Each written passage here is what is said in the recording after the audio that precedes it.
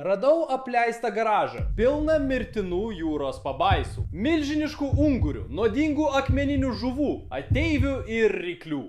Tikriausiai klausite, kaip šios būtybės čia pateko. Neseniai gavau žinutę, kad šio garažo savininkas čia laikė itin retų žuvų kolekciją. Jis neseniai mirė, tad niekas nebesirūpina gyvūnais, todėl juos gelbėjau aš. Tačiau tai nebus paprasta, nes šiame kambaryje yra 4 rykliai ir daug kitų pavojingų žuvų. Taigi taip, turėsime būti itin atsargus. Pradėjau savo paiešką vaikščiodamas po kambarį ir bandydamas pamatyti, ar galiu ką nors pastebėti akvariumuose. Bet kaip galite matyti, vanduo buvo labai drumstas, todėl per jį nieko nebuvo įmanoma pamatyti. Dėl prastos vandens kokybės šiems jūros pabaisams liko nedaug laiko. Greitai paėmiau tinklelį ir pradėjau semti akvariume. Staiga tinklas pasidarė sunkus. Radome pirmą jūros būtybę. O, pagavome kažką žmonės? Kas tai? Fui, koks slidus. Iš pirmo žvilgsnio tai atrodo tiesiog kaip krūva mėšlo, bet iš tikrųjų tai vadinama jūros agurkais. Įdomu tai, kad šie padarai neturi nei smegenų, nei širdies, nei plaučių. Nežinau, kaip toks padaras išgyvena, bet dabar jaučiu, kaip jis ropoja mano ranka. Tai reiškia vieną. Jeigu šitas dar gyvas, tuomet galbūt, tik galbūt, visi kiti padarai čia dar turi šansą. Įdėjau jį į kibirą su švariu vandeniu ir toliau ieškojau akvariume, bet nieko neradau. Tada perėjau prie kito akvariumo ir radau dar beprotiškesnį dalyką. Palaukit, žmonės. O, dieve. Atrodo, kad tai omaras, vėžys ar krabas. Aš tikrai nežinau, nes niekada nemačiau tokio padaro. Labai keistas jausmas, nes jis pūkuotas. Matote, jo kiautas padengtas mažais plaukeliais, o vietoj žnyplių maži iešmai ant kojų. Jei žinote, kas tai, rašykite komentaruose. Aš tuoj įdėsiu jį į kibirą, kol neįžnybė. Pradžia buvo puikiai, abu rasti padarai buvo gyvi. Dar turime daug neištirtų akvariumų šiame apleistame garaže. Gyvūnai dar labiau stebins. Tyrinėdamas kambarį netikėtai užkliuvau už mažo akvariumo ant žemės, o jo viduje buvo kažkas netikėto. Palaukit, draugai. Esu beveik tikras, kad ką tik čia pamačiau varlę. O, štai jis ten, matau jį. Na, drauguži, lipkit tinklelį. Taip, pagavom jį, pažiūrėkit į tai. Turime mažą varlytę, bet ne bet kokią varlę. Štai čia yra afrikinė naguotoji varlė ir ji dar albinose, todėl yra šiek tiek retesnė. Maniau, kad čia tik jūros gyvūnai, bet pasirodo gali būti įvairių čia įkalintų gyvūnų. Tad ši gelbėjimo misija bus sudėtingesnė. Aš įdėjau jį į kibirą ir toliau ieškojau akvariume, ar rasčiau dar daugiau. Ir žinokit, radau! Netikiu savo akimis, jūs tik pažiūrėkit. Radome dar 2. O, šitos jau piktesnės. Nusiraminkit, mes tik bandome jūs išgelbėti. O ne, jos bėga. Tai negerai. Laimiai jas radau ir sudėjau indą su kita, tad išgelbėjome 3. Bet tada viename iš akvariumų pastebėjau kažką judantį ir tai buvo didelis padaras. Žinokit, ką tik mačiau kažką didelio plaukiojančią, bet dabar jo nebematau. Vanduo labai drumstas, bet žinom, kad jis ten yra. Pažiūrėkim, ar pagausim su tinklu. Semiau vandenį, bet nieko nebuvo. Kol staiga... O dieve, pagavo! Pagaliau, netikiu. Tai manau pūsliažuvė. Šaunu. Esu beveik tikras, kad ši žuvis vadinama šunagalvė pūsliažuvė. Nors jos atrodo gana nepavojingos, iš tikrųjų reikia būti labai atsargiam ją laikant. O taip yra todėl, kad jos turi labai aštrius dantis skirtus kriaukliams traiškyti. Ir jei jį man įkastų tais dantimis, taip, tai būtų tikrai blogai. O ne, jis dabar bando išsipūsti, žinokit, tai nėra gerai. Pūsliažuvė išsipūtimo sukelia didelį stresą ar net mirtį, todėl tiesiog įdėkime ją į kibirą. Kadangi akvariumas buvo didelis, jame galėjo būti daugiau žuvų, todėl paėmiau dar keletą tinklų ir pagavau dar ką nors. Negali būti kokia keista žuvis, tokias dar nemačiau. Turime paslaptingą jūros būtybę su dideliu spigliu ant galvos, todėl laikydami ją turime būti atsargus.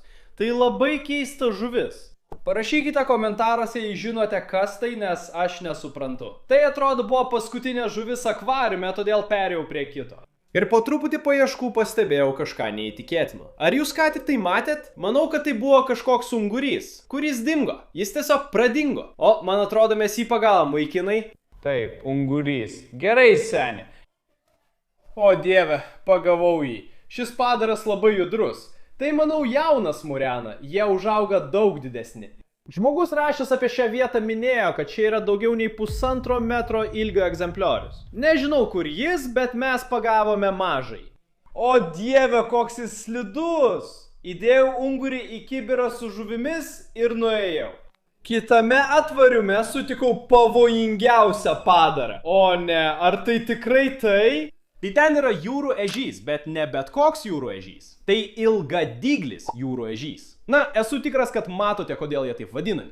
Jie turi itin ilgus dygius su labai stipriais nuodais ir yra viena nuodingiausių rūšių pasaulyje. Vien jo buvimas tinklelėje mane nervina. Akivaizdu, kad jo plikomis rankomis neimsiu, todėl greitai apsimoviau pirštinės. Atsargiai įdėjau jį į indą. Kitas rastas akvariumas taip pat buvo purvinas, bet jame buvo kažkas kita. Tai buvo pirma gėlavandelė žuvis šiame vaizdo įraše. Žiūrėkite, ten žuvis. Manau, tai flower hornas, didelė žuvis. Pažiūrėkime, ar ją pagausime. Jis čia, šiame kampe. Drauguži, tik bandome tave išgelbėti. Jis panikuoja, nusiramink. Buvau teisus, tai flower hornas. Šios žuvis atrodo beprotiškai. Jos garsėja didelėmis galvomis. Vieną mažą jauniklį pagavome praeitame vaizdo įraše, o ši yra visiškai suaugusi. Niekada nemačiau tokios didelės su tokia didelė minkšta galva. Tai beprotiška ir šlykštu. Pažiūrėk, atrodo kaip didelės smegenys. Niekada anksčiau neliečiau jų galvų. Aš įdėjau jį į kibirą ir nuėjau prie kito akvariumo, kuriame beveik nebuvo vandens, todėl maniau, kad viduje nieko gyvo nėra. Atidžiau pasižiūrėjęs pastebėjau kažką judant. Atrodo, čia yra dumbliašoklis. Beveik praėjau pro šį akvariumą, nes jame nėra vandens, bet dumbliašokliai mėgsta seklumą ir gali vaikščioti sausumoje. Tai jiems tobuli namai, tik labai nešvarūs. Pasiėmiau tinklelį ir bandžiau gaudyti, bet dumbliašokliai buvo labai greiti. Man prireikė kelių bandymų, bet galiausiai pagavau vieną. O dieve žmonės, mes tikrai pagavome vieną. Štai čia yra dumbliašoklis. Ir tai vienas didžiausių, kokius esu matęs. Man labai patinka šios žuvys, jos atrodo taip juokingai. Pažiūrėkite į jų akis, tai tiesiog taip miela. Bet nors tai ir labai šaunu, ten vis dar yra daugiau jų. Įdėkime šį gražuolį į kibirą ir pažiūrėkime, kiek dar pagausime. Apžiūrėjęs akvariumą radau dar didesnį dumbliašoklį, antrąjį, atrodantį labai sveikai. Aš net šiek tiek nustebęs, kad abu jie vis dar gyvi, turint omenyje, koks purvinas tas akvariumas. Bet svarbiausia, kad mes juos išgelbėjome. Kai dumbliašoklio akvariumas liko visiškai tuščias, perėjau prie kito, kuris buvo dar siaubingesnis. Taigi pradėjau semti, nesitikėdamas nieko rasti, bet tada nutiko štai kas. Oi, o dieve, didelė žuvis, didelė žuvis! Kas čia per velnias? Na, eik į tinklelį. Taip, pagavau jį. Turime dar vieną paslaptingą žuvį, tokios dar nesame pagavę. Taigi, atvirai sakant, nesu tikras, ką turėčiau su juo daryti, nes jei tai gėlavandenė žuvis ir aš įdėsiu ją į kibirą su sūriu vandeniu, taip, ji tikrai mirs. Buvo tik vienas būdas sužinoti, ar akvariumas gėlavandenis ar sūrus, paragauti vandens. Gerai, manau, kad tai gėlas vanduo. Kodėl aš tai padariau? Galbūt pasigausiu amebą ar panašiai. Jei tai paskutinis mano vaizdo įrašas, žinote kodėl. Dėdamas žuvį į kibirą pastebėjau įkakandimų žymės. Todėl supratau, kad ji nebuvo vienintelė akvariume. Taigi dar kelis kartus pasimiau, kai staiga tai nutiko. Oi, o dieve, kažkas ką tik įplaukė į mano tinklelį. Pažiūrėkite į tą. Ši čia vadinama daugiapelekiu ir šios žuvis yra labai šaunios. Jos iš esmės yra kaip tikri gyvi dinozaurai. Jos gyvuoja jau šimtus milijonų metų. Be to, šios žuvis taip pat žinomos kaip gana agresyvios, taigi tai tikrai gali būti tai, kas puola kitas žuvis. Kad būtume tikri, šį vaikiną įdėsime į kibirą ir dar kelis kartus perbrauksime tinklu. Vėliau akvariume radau dar vieną žuvį, dėmėtą į šukakaktį. Dabar nenoriu nieko prisišnekėti, bet ką tik supratau, kad visi padarai, kuriuos iki šiol radome, buvo gyvi, nors jie čia palikti jau nežinia kiek laiko. Taip, turbūt neturėjau to sakyti, nes kitame akvariume buvo kažkas labai skaudaus. O ne, vaikinai, atrodo, aš prisišnekėjau. Štai ten yra rykliukas, bet jis nejuda.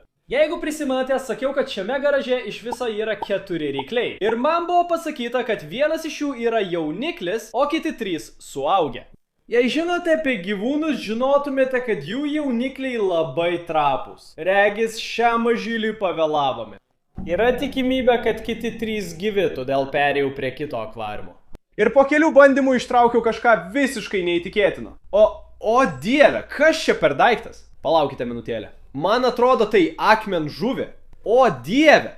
Aš beveik paėmiau ją plikomis rankomis, chebra. Gerai, turime būti labai atsargus su šiuo padaru. Ir taip yra todėl, kad tai pati nuodingiausia žuvų rūšis pasaulyje. Ji tokia nuodinga, kad vienos durys nuo šio padaro ir viskas baigta. O dieve. Žinote, jie tikrai turėtų užklijuoti nelieskite lipduką ant to akvariumų. Aš tiesioginę prasme vos ten nemiriau. Nors tai buvo labai baisu, paėmiau dar kelis tinklus ir man pavyko pagauti antrą akmeninę žuvį. Taip, viskas darosi vis beprotiškiau. Ši netgi didesnė už pirmąją. Pažiūrėkite, kokie dideli jos spygliai. O dieve. Te padarai pilni nuodų, todėl jų vengėme. Radęs 2 akmeninės žuvis, įdėjau jas į kibirą ir tiesiau. O kitame akvariume sutikau keiščiausias jūros būtybės iki šiol. Žinokit, matau čia daug žuvų judančių, bet vanduo per daug drumstas, kad galėčiau pasakyti, kas jos tokios. Turbūt reikės gaudyti tinklu, kad sužinotume. O dieve, žiūrėkit, kažkas įplaukė į tinklą. Kas čia? Eina sau, ar jūs matėte tą patį? Net nežinau, ką pasakyti. Niekada anksčiau nemačiau tokios žuvies, bet ji atrodo beprotiškai. Paslaptingą žuvį įdėjau į kibirą ir tęsiau toliau. Kitame santėlyje pagavau dar kažką. O dieve, tai jūrų žvaigždė? Manau taip, bet neįprasta.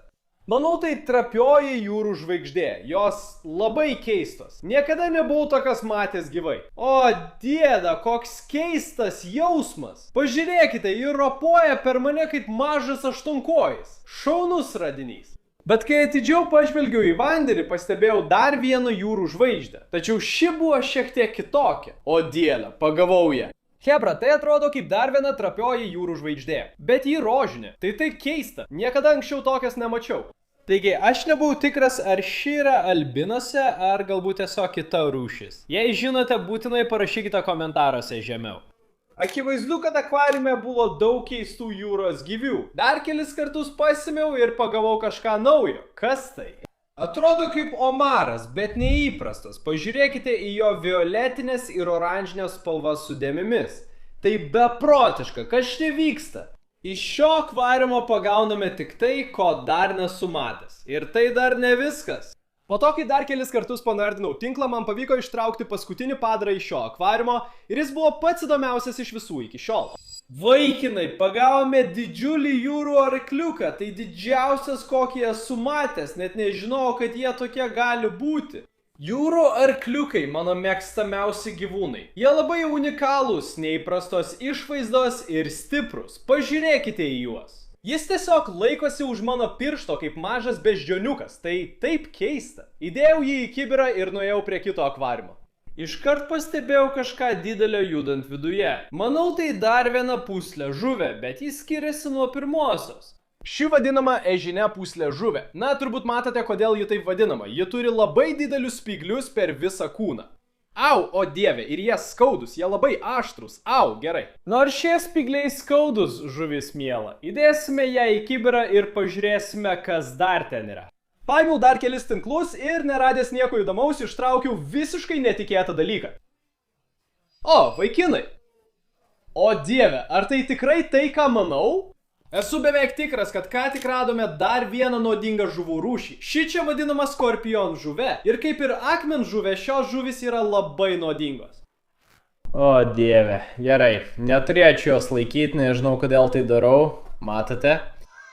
Tie dideli spygliai mirtinai nesužeistų, bet labai skaudėtų. Todėl tuoj įdėsiu jį į kibirą, kad nesugeltų. Po to daugiau nieko akvariume neradau, tad perėjau prie kito. O jame buvo viena pavojingiausių būtybių iki šiol.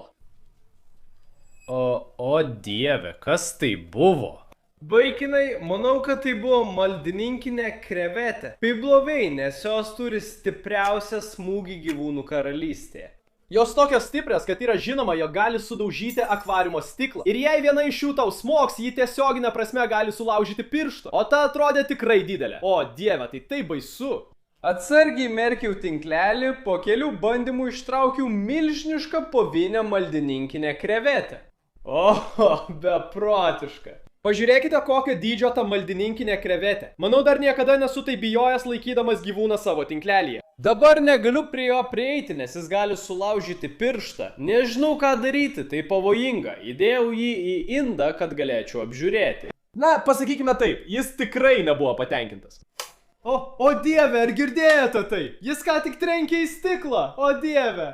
Nors tai buvo vienas baisiausių mano pagautų dalykų, garaže dar buvo mirtinų padarų ir keli neapžiūrėti akvariumai. Artėjame prie pabaigos. Toliau užtikau dar vieną ant žemės stovintį akvariumą. Pažvelgęs vidun pamačiau aksolotlį. Tada pamačiau dar kelis. Jų čia buvo daug. O dieve, negali būti, pažiūrėkit, 2 pagavome viename tinklelyje. Atrodo, kad pagavome vieną albinosą ir vieną įprastą. Tačiau vis dar matau, kad ten yra dar daugiau, o vanduo iš tikrųjų gana šiltas. Jei žinote apie aksolotlius, žinote, kad jiems reikia šalto vandens išgyventi. Turime skubėti gelbėti likusius, nes jų laikas baigėsi. Atsargiai įdėjau aksolotlius į kibirą, tada su dideliu samčiu ištraukiau didžiausią aksolotlį. Pažiūrėkite, koks jis didelis. Tai vienas didžiausių mano matytų aksolotlių. Žinote ką? Iš pradžių maniau, kad tai albinosas, bet dabar manau, jog tai auksinis aksolotlis, kuris yra daug retesnis. Atrodo, kad rinkėjas specializavosi auksinėse aksolotlėse. Akvariume radau dar 2 tokius, be to vieną albinosą ir vieną įprastą. Pažiūrėkite, turime pilną saują aksolotlę. Manau, išgelbėjome visus tame akvariume buvusius aksolotlius, jų apie 7. Pažiūrėkite į tuos visus auksinius, tiek daug vienu metu dar nemačiau. O kitame akvariume buvo 2 ateivius primenančios žuvis, vadinamas drakono gobiais, ir dar viena labai įdomiai atrodanti žuvis, dramblė žuvė. Šalia buvo dar vienas akvariumas su 2 mielais jūrų klounais, tačiau mes vis dar ieškojame milžiniško ungurio ir ryklių. Šiuo metu buvo likę tik 3 akvariumai, kurių dar nebuvau apžiūrėjęs. Jie buvo patys didžiausi iš visų. Nusprendžiau pradėti nuo mažiausiai iš tų 3. Paieškojęs radau tai, ko ieškojame. Ryklys. Žiūrėkite, vaikinai, čia ryklys. Nežinau, ar jis gyvas. Drauguži, lipki tinklelį. Jis didelis, vos telpa. Mes turime dar vieną gyvą ryklį. Tai neįtikėtina. Reikia būti atsargiems, jis turi labai aštrius dantis. Tikrai baisu. Iš tikrųjų neturiu jokio supratimo, kokios rūšies tai ryklys, bet jis daug didesnis už pirmąjį. O, jis bando mane kasti, Gerai, tiesiog įdėkime jį į indą, gerai, ramiai ir atsargiai. Į indą, pirmin. Atrodo, kad jis šiek tiek nusiramino, manau, jis suprato, kad mes jį išgelbėjome. Tai vienas beprotiškiausių radinių iki šiol. Tęskime. Akvariumas atrodė tuščias, kitų 2 ryklių nebuvo. Perėjau prie kito akvariumo. Vos nuleidau tinklą, tai įvyko. Helena, manau, radome ungurį. Pažiūrėk, koks jis didelis. Jis tiesioginė prasme didesnis už akvariumą, vaikinai. Mums reikės didesnio tinklo. Jokių būdų nesugebėsime jo pagauti su šituo. Taigi, paėmiau patį didžiausią tinklo, kokį tik galėjau rasti ir pradėjau gaudyti. Ir ilgai netruko, kol pagavau tą monstrišką ungurį. O, šitas daiktas toks sunkus, vaikinai. O dieve, jis toj sulaužys tinklą. Tai tiesiog beprotiška, vaikinai. Pažiūrėkite, kokią dydžią ši murena, didžiausia, kokią esu matęs. Jos raštas labai gražus su dėmėmis. O, ji bando man įkasti, tai negerai. Murenos labai agresyvios ir stipriai kanda, todėl turiu būti itin atsargus su šiuo padaru. O dieve, ji man įkando, kraujuoju, vaikinai, ai kaip skauda. Ką tik sakiau. Jos labai agresyvios, turi aštrius dantis. Didžiausia rasta žuvis patvirtino, kad buvome teisingame kelyje. Tęsiu garažo tyrinėjimą, tikėdamasis rasti likusius ryklius. Vanduo čia turbūt bjauriausias, kokį matėme. Jei kas nors buvo, abejoju, ar vis dar gyvas. Bet kažkokiu stebuklu nuleidęs tinklus pajutau, kad kažkas juda. Ir tikrai, tai buvo dar vienas ryklys. O, negali būt, kaip šitas padaras dar gyvas. O, kaip jis smirda. Kaip šis ryklys dar kvepuoja, tai beprotiška. Panašu, kad tai ta pati rūšis kaip ankstesnis, tik šis kiek didesnis. Kodėl bandai kasti? Šie rykliai agresyvūs. Įdėsiu jį į indą pas draugą ir ieškosime kitą vaikilai. Tai jau 3 iš 4 ryklių surasti ir buvau beveik tikras, kad paskutinis ryklys yra šiame akvariume. Todėl toliau gaudžiau tinklu, kai staiga tai nutiko. O dieve. O dieve. Vaikinai, ar matėte tai? Štai ryklys, ką tik jį pamačiau, štai jis, čia kampe. Na, drauguži, lipk į tinklą. Taip, pagavome jį. O dieve. Fu, saugokitės, visur taškosi vanduo su išmatomis. Jis suplėšė tinklą. O dieve. Štai jis. Pirmin. Taip. Man tuoj supykins. Oi, kai baisiai smirda. Bet svarbiausia, mes jį pagavome. Mes pagavome 4. ir paskutinį ryklį. Nusiramink, bičiuli, nusiramink. Šis ryklys daug didesnis nei kiti, atrodo kita rūšis, nežinau kokia, nes nesu ekspertas, vis tiek labai šaunu. Negaliu patikėti, kad jis dar gyvas viduje. Ten smirda kaip grynas, tai beprotiška vyrai. Dabar oficialiai turime ryklių armiją ir daug kitų keistų jūros gyvių. Liko tik perkelti juos į naujus namus. Visus sūraus vandens gyvūnus, įskaitant maldininkinę krevetę, skorpionžuvę, puslėžuvę ir omarą, sudėjau į akvariumus savo garaže. Visus aksolotlius perkeliau į savo akvariumą su vėsesniu vandeniu, kartu su varlėmis ir drakoniais grundalais. Taip pat Flowerhorn ciklidui skyriau atskirą tvenkinį, kuris buvo daug didesnis nei ankstesnis akvariumas. Ir tada atėjo laikas surasti namus monstrui, unguriui ir rykliams. Ungurį įdėjau į didelį akvariumą su kitais unguriais, o ryklius į savo ryklių akvariumą, kuris jiems puikiai tinka. Na ką, bičiuliai, kokia beprotiška buvo ši nuotykių kelionė. Išgelbėjome tiek daug beprotiškų gyvių iš šio apleisto garažo. Jei jums patiko šis vaizdo įrašas ir norite pamatyti daugiau, paspauskite patinka ir prenumeruokite žemiau. Apsilankykite basefishingproductions.shop ir peržiūrėkite naujas kepures bei marškinėlius. Susitiksime kitame vaizdo įraše. Iki.